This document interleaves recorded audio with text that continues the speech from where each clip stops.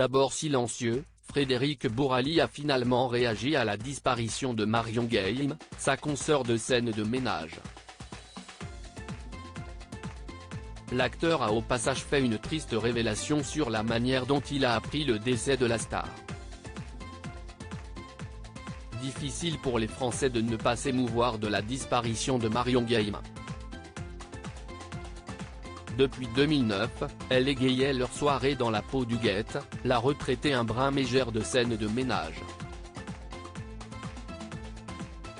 Alors forcément, lorsque sa fille aînée Virginie Ledieu a annoncé qu'elle s'était éteinte le jeudi 23 mars dernier à l'âge de 84 ans, c'est tout le pays qui a été plongé dans le chagrin.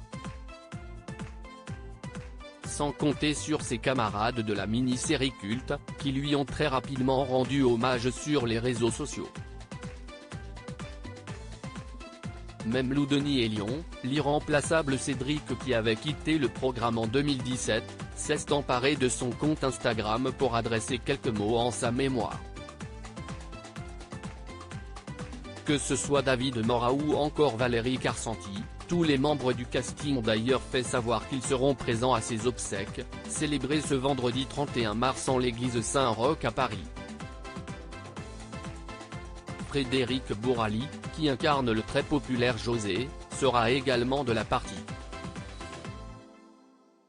D'abord sur la réserve, il a fini par s'exprimer sur la disparition de celle qu'il a côtoyée pendant tant d'années sur les plateaux de tournage. Comment Frédéric Bourali a appris la mort de Marion Gaim? Frédéric Bourali l'avoue, il n'avait pas franchement envie de sauter sur ses réseaux sociaux à l'annonce du décès de Marion Gaim. Là où certains sont très réactifs, lui a préféré se faire discret. Bien évidemment, il y a la pudeur qui joue, enfin en ce qui me concerne en tout cas, donc je n'avais pas trop envie de m'étendre. J'étais sur la réserve, a-t-il expliqué dans les colonnes de gala, tout en soulignant à quel point la mort de l'actrice était un choc pour toute l'équipe de scène de ménage. Il faut dire que les conditions dans lesquelles l'acteur de 62 ans a appris le décès de Marion Gaim sont assez particulières. En effet, à ce moment-là, il était en plein tournage. Nous tous, on a été très choqués quand on a appris la nouvelle. On tournait en plus ce jour-là avec Valérie.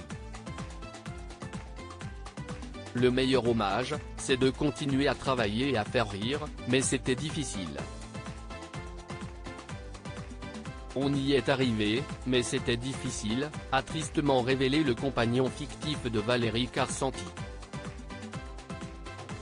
Show must go on.